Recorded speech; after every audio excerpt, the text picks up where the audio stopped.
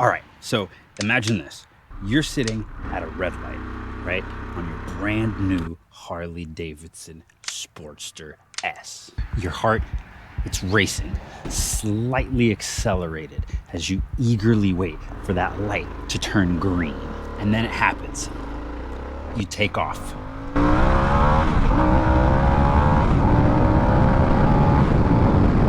How fast do you go? I mean, it can't be that fast, right? It's a Harley Davidson. This is the epitome of low and slow. More torque than a lot of passenger cars, but not really enough power to get anything but a mere meh out of anyone that rides, well, not a Harley. But this bike is just built different. It doesn't check all of the Harley boxes. It's not air-cooled, it doesn't have push rods, it doesn't have a 45-degree V-twin. I mean, if Harley got their own recipe so wrong, how did they get this bike so right? If any of you guys know anything about engines, you know that Harley's original recipe worked a very long time ago. But things have changed. Science and technology of engines and combustion has just advanced. But not Harley, usually. We literally all remember the last time they tried doing something like this 25 years ago with the V-Rod. And yeah, it's been 25 years. Liquid cooling, overhead cams, short stroke. It was the literal modern recipe. Not very dissimilar to what we have here with the Revolution Max 1250 engine.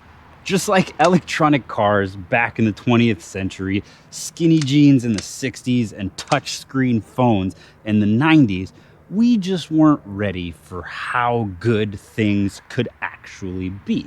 And just like that V-Rod from 25 years ago, this bike has overhead cams, liquid cooling, and it makes more horsepower than it does torque. And this bike even ditches the traditional frame for something a little bit different. And all of these subtle changes allowed Harley Davidson to create a motorcycle that can reach actual speeds that will get you in trouble.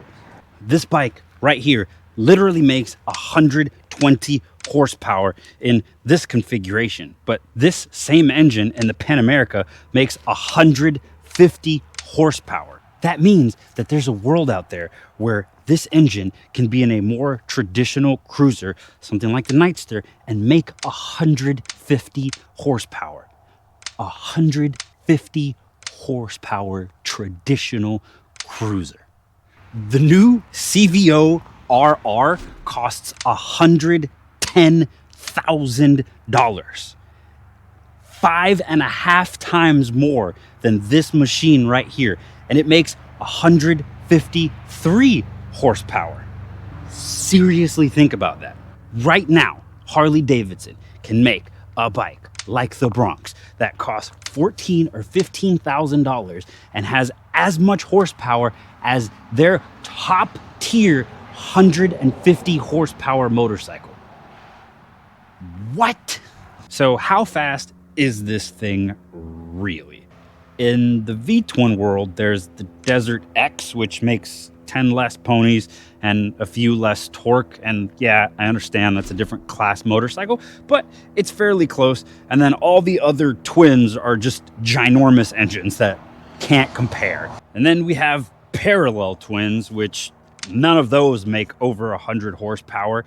So this blows all of those out of the water. We obviously have the Scout 101, which, as I discussed before, this makes 10 more horsepower, 10 more pound-feet of torque, and the Scout weighs a little bit more. So this bike is clearly faster. And then when we get to triples, like the 765 in the Daytona, those make around 120 horsepower, but they make about 60 pound-feet of torque. So this thing is faster off of the line with about the same amount of acceleration and the top end, and it just gets worse the more cylinders you add, because 600s have about 50 pound-feet of torque and about the same amount of horsepower. Also, if you want to see this thing against the 600 and how it actually stacks up, click on this video right here. In most situations, this is faster outside of the top 20 miles per hour. when you're just going full rip, but in every situation, this bike is faster. So this bike is faster than most modern V-twins, has way more power than parallel twins, more torque than 3 and 4 cylinder engines. Given that they are around the 120 horsepower mark, this bike is faster. So that leads to the question, how fast is this thing? The ergonomics of this bike do not match how fast this machine actually is. So when you take off in first gear and you get 90 pound-feet of torque with these ergonomics, it's really hard to hold on. And this bike accelerates really, really hard first, second gear. As you take off, the only thing that you can really think of is, holy hell, I have to hold on. This bike with mids or rears would probably be better for the amount of power that it actually has, so you can use your legs to hold on, which you cannot do. But once you get over all of that and you're spinning 9,500 RPMs at the end of first gear, you shift into second gear and it does not stop. You have to hold on even more. But it's strange because obviously as you shift, you have to let off the throttle and let go of the clutch, so you lose the grasp of the bike that you have when you're taking off in first gear fully engaged. So you have to let off for a second, and when you shift into second gear, it grabs equally as hard. It's almost pulling as hard as it was in first gear when you shift into second and third. It takes a lot of focus to get this bike to go as fast as it actually can go. And then you hit third gear, and this is where things get, well, illegal. But it's also the spot where you begin to feel how much this bike accelerates after 4,500 RPMs. When this bike, this engine comes on cam timing, it accelerates like no other machine.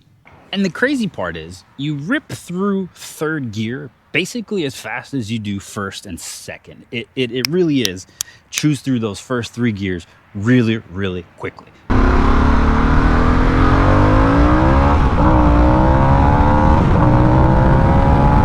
When you shift into fourth, that's where things finally become a little bit more tame. You're cracking that triple digits. That's where you're breaking the 100 miles an hour. Fourth gear is a little bit longer. The acceleration takes a little bit longer. This is where you spend the most amount of your time. This is where the bike developed the most speed. You're still accelerating. You're still holding on. It's still an aggressive acceleration, but this is where you break into that triple digit mark. This is where things begin to slow down in terms of how fast you have to grab the next gear and shift.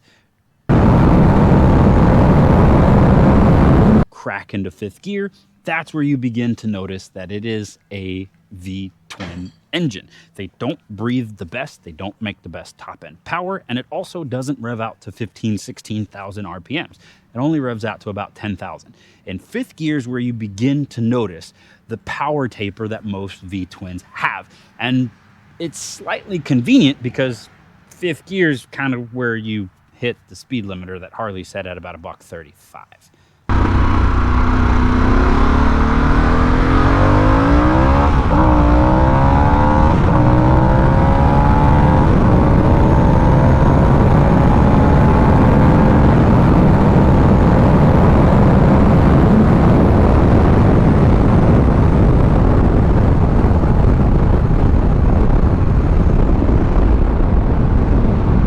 This bike does not slow down until red line.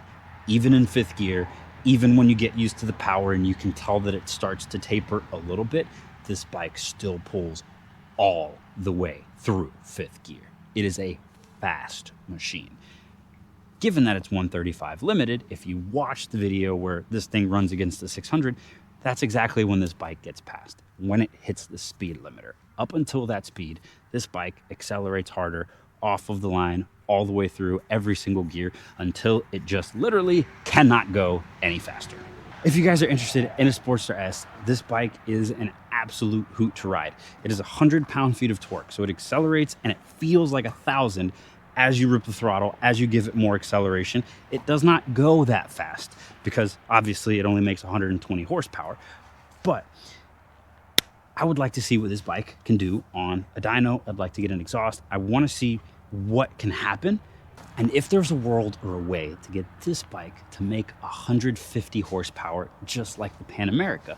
From what I've been doing research on, it seems like it's just a simple head swap. Cams are the same, timing mechanisms are the same, stroke, pistons, everything on the bottom end is exactly the same, except for the top end, where you have bigger throttle bodies and bigger valves, so you need to swap the head.